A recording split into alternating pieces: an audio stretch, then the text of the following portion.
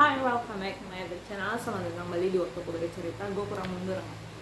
Nah, oke. Jadi gue baru aja baca komentar tentang. Jadi gini, supaya kalian tahu konteksnya ya. Ada seorang wanita single, dia sudah cukup berumur dan belum menikah.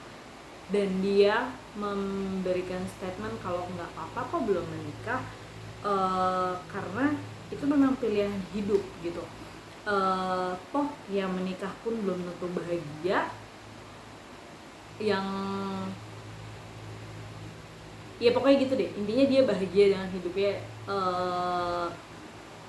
dengan hidupnya yang belum menikah atau tidak ingin menikah, pokoknya gitu.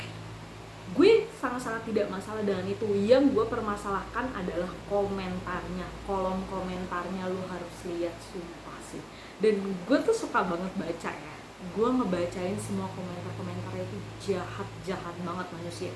Gue nggak tahu ya kenapa manusia makin hari makin kesini makin jahat-jahat banget mulutnya.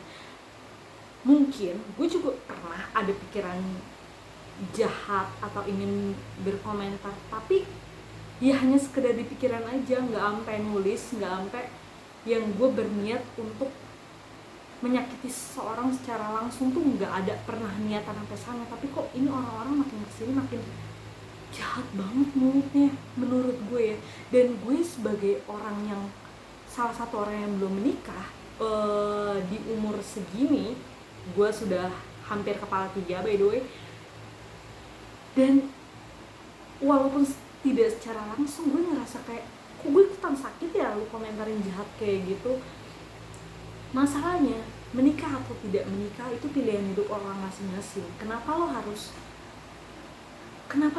gitu ribetnya ngurusin hidup orang sih?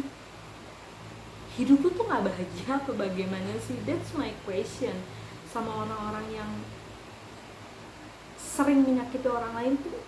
Pertanyaan besar gue adalah, kalian tuh nggak bahagia ya dengan hidup kalian? Itu gimana sih? Pola pikir kalian tuh gimana sih? Ada yang berkelit kayak, gue kan cuma mengingatkan karena kalian tuh nanti akan merasakan kalau udah tua nggak ada yang ngurus tuh kalian bakal kesepian. Pikiran kalian tuh hanya sedangkal itu ya? Kalau lo nggak menikah, suatu hari nanti lo tua, lo nggak ada yang ngurusin. Emang pikiran lo sedangkal itu ya? Emang kalau lo menikah, lo yakin tuh pasangan hidup lo bakal hidup lama gitu? Karena rata-rata ya, umur laki-laki tuh sekarang makin kesini tuh makin sedikit, maksudnya ini secara rata-rata perempuan itu memiliki kemampuan hidup itu jauh lebih lama daripada laki-laki. Nah, tuh bahasa sederhananya seperti itu. Jadi banyak kemungkinan ketika lo menikah, pasangan lo tuh juga ya amit-amit mungkin ketika lo menikah abis itu 5 tahun pasangan lo meninggal, kan lo nggak tahu. Lo udah mencoba menikah nih tapi pasangan lo meninggal, lo tetap aja ujung-ujungnya sendirian kan ketika tua. Bener dong ya, tapi kan setidaknya lo udah punya anak ya. Kalau punya anak, kalau lo menikah lo dikasih anak, kalau enggak lo tetap akan sendirian kan. Terus apa bedanya dengan orang yang nggak menikah tapi kan setidaknya udah mencoba? Ya kita juga udah mencoba.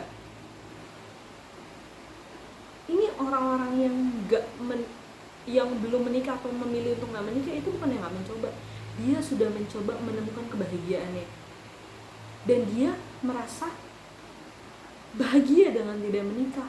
Jadi ya udah, masalahnya di mana? Balik lagi, kalau misalkan lu takut nanti kalau tua nggak ada yang ngurus, selama lo masih kuat sekarang, lo kerja keras, lo mati-matian kerja keras, lo udah punya uang, lo biayain diri lo untuk masuk panti jompo, dan di sana semua orang yang kerja di sana akan merawat lo dengan baik karena mereka dibayar memang untuk bekerja untuk merawat lo. Apakah lo akan kesepian? Enggak. Lo akan banyak teman di sana. Dan jujur ya, gue bekerja untuk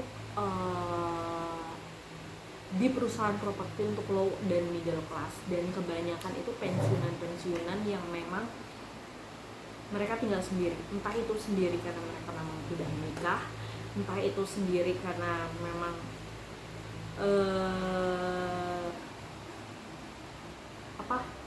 udah tua dan dia memilih untuk tinggal sendiri karena anak-anaknya juga punya keluarga masing-masing. Dan nah itu case-nya kan juga ada kan yang seperti itu, dia udah menikah, dia udah punya anak, tapi anak-anaknya nggak mengurusin. Banyak yang terjadi seperti itu kan. Terus dia menikah, dia punya anak, tapi anak-anaknya kebetulan memang tidak kuat secara finansial. Jadi ya lu udah capek-capek ngebesarin anak lo misalkan, terus anak lo nggak kuat secara finansial atau dia egois, dia tidak mau merawat lo, lo juga akan sendirian. Possibility itu tuh ada. Jadi lo punya anak juga nggak ngejamin lo nggak bakal kesepian, nggak menjamin lo bakal ada yang ngerawat, itu nggak ngejamin. Jadi komentarnya itu loh, tolong dong buat teman-teman yang well educated katanya, tolonglah lebih bijak dalam berkomentar. Otak-otaknya mbok yo dipakai yo, bisa otak-otaknya tolong dipakai. Ya kalau emang lo nggak bisa nolong, lo nggak bisa mencarikan jodoh sama si orang ini, ya setidaknya ya keep silent aja, diem, tutup mulut lo. Itu udah lebih cukup sangat amat membantu kok. Dengan lo diem aja itu udah cukup amat sangat membantu kok, gitu. Karena jujur ya, ketika menikah tapi lo nggak bahagia, itu menurut gue ya, itu sama aja neraka kecil di dunia nggak sih? Ketika lo menikah tapi dengan orang, lu karena lo saking nggak maunya sendirian nih, lu buru-buru deh menikah, pokoknya siapa aja yang mau gue nikah deh, walaupun ternyata dia suka mabuk-mabukan, dia suka judi, dia males-malesan, dia suka KDRT, dia secara emosional unstabil, tapi ya bodo amat deh, yang penting gue nikah. Masa gitu sih pola pikirnya? Kan enggak. Apalagi orang-orang yang sudah perempuan ya, khususnya perempuan yang sudah well educated, punya karir yang bagus, punya financial yang bagus, punya pergaulan yang bagus, tentu orang-orang ini tuh akan selektif. Dia sudah mengusahakan dengan susah payah kebahagiaannya dia, untuk punya karir yang bagus, untuk punya penghasilan yang bagus, untuk membahagiakan dia, supaya dia bisa afford banyak hal. Terus orang tua keluarganya juga, orang tuanya sudah berjuang supaya anak ini bahagia, ini perempuan ya. Terus ketika ada laki-laki yang dengan gampangnya datang dengan modal bawa diri, dengan keadaan emosional yang antah berantah, yang gak stabil kayak gitu, apa lo pikir cewek dengan kualifikasi yang gue sebutkan tadi, dia mau menerima laki-laki ini?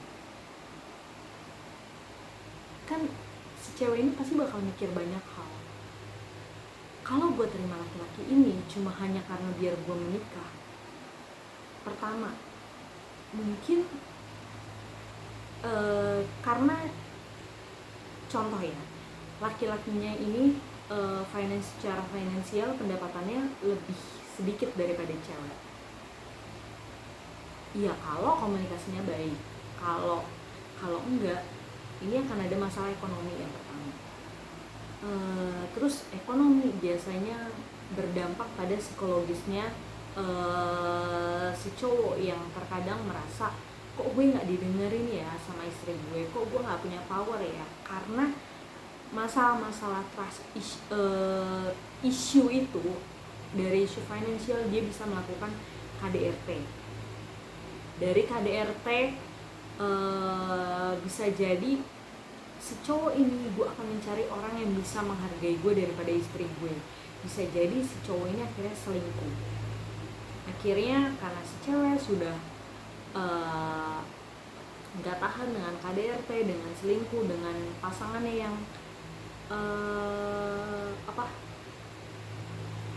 yang ibaratnya numpang hidup sama dia, akhirnya dia memutuskan untuk cerai. Tapi ketika dia mau cerai, dia udah punya anak. Akhirnya apa? Anak-anak ini menjadi broken home. Dan lo tahu,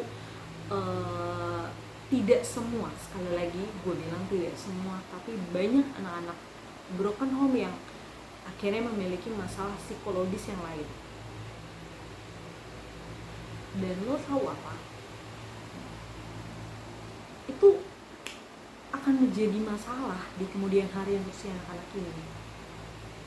Enggak kok, gue anak broken home tapi gue baik-baik aja. Tidak semua anak broken home seperti Anda. Mungkin Anda salah satu orang yang beruntung karena kebetulan mungkin ayah dan ibu Anda bercerai secara baik-baik dan kamu masih mendapatkan kasih sayang yang seharusnya kamu dapatkan walaupun statusnya mereka sudah bercerai.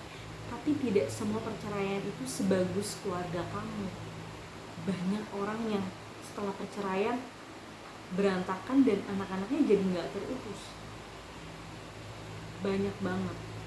Jadi itu sebabnya prinsipnya adalah sebagai seseorang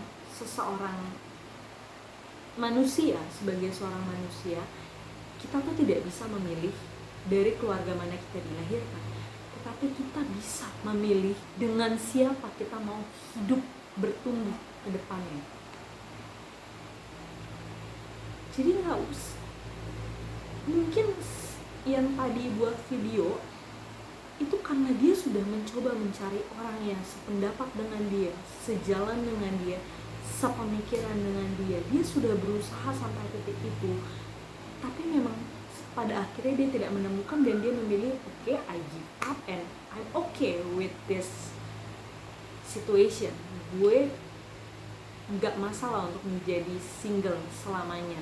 Mungkin dia memilih untuk seperti itu dan menurutku itu nggak salah. Itu nggak salah. Nggak ada pilihan yang salah menurutku.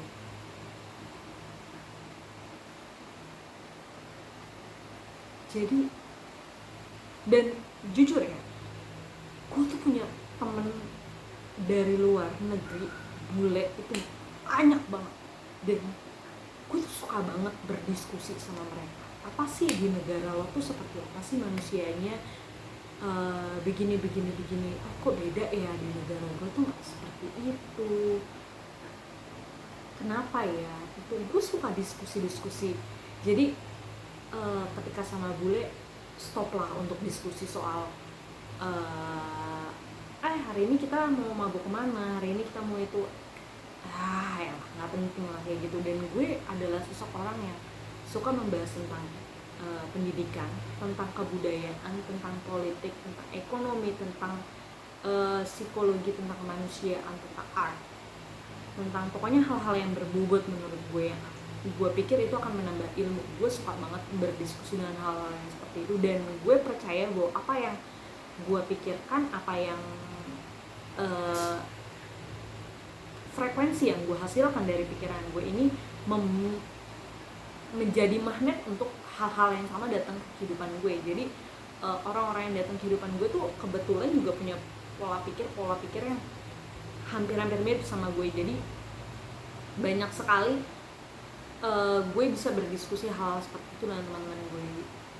Dan ya itu, tapi di media sosial tuh gue melihat kok miris sekali melihat pikiran-pikiran orang tuh hanya sesempit itu. Padahal di luar negeri mereka sudah berpikir tentang bagaimana dunia ke depannya, bagaimana untuk menciptakan teknologi yang ramah lingkungan, bagaimana supaya kita tidak terlalu eksplorasi alam, tidak menggunakan hal-hal berbahaya. Nah kayak gitu mereka tuh udah berpikir jauh ke depan, udah berpikir jauh banget. Tapi kok di sini masih berpikir soal menikah atau enggak, nanti udah tua siapa yang ngurusin. Kok bisa sebegitunya jauhnya pikiran gitu deh. Gue nggak tahu gue harus komentar apa, kayak miris aja ngelihat media sosial tuh, miris banget. Jadi jangan heran ya teman-teman kalau misalnya kalian yang nonton video gue, ini anak tuh ngeliat media sosial tuh di mana sih, di Instagram. Kok gue liat Instagramnya nggak ada, karena memang Instagram saya tuh muncul tenggelam. Kadang saya bisa inaktif Instagram untuk sekian bulan, sampai 6 bulan, 3 bulan, terus nanti saya aktif lagi untuk seminggu, 2 minggu, atau sebulan paling lama, abis itu saya inaktif lagi. Jangan heran, karena saya tuh bener-bener kayak I want to stop with my social media, atau nggak mau terlalu banyak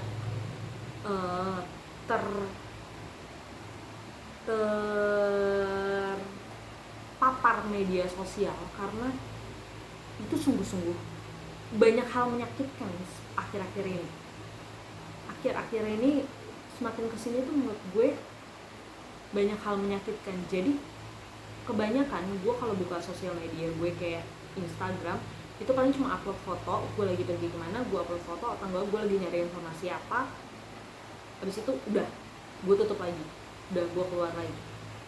Atau enggak misalkan minggu ini gue harus nyari informasi ini, minggu ini, nah makanya itu akan bertahan lama tuh Instagram gue ada. Tapi habis itu selesai kegiatan gue, selesai apa yang gue butuhkan, gue akan tutup lagi. Karena ya itu,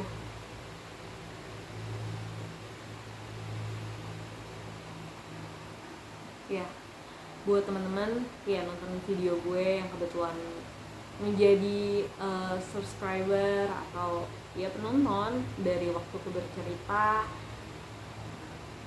ya semoga kalian bisa benar-benar mengerti maksud gue untuk tidak menghakimi orang lain atas keputusan-keputusan yang dia buat. Jangan menjadi hakim atas dosa, atas surga dan nerakanya orang lain. Karena oh ya, ada kutipan yang gue suka banget, kalau surga aja belum pasti untuk lo, ngapain lo harus ngurusin nerakanya orang lain? Lo tuh belum pasti lo masuk surga, kenapa lo harus ngurusin nerakanya orang lain? Jadi ya, stop berkomentar jahat kepada orang lain. Oke? Itu aja, sekian Waktuku Bercerita kali ini, semoga bermanfaat dan sampai berjumpa lagi di Waktuku Bercerita selanjutnya. Bye bye.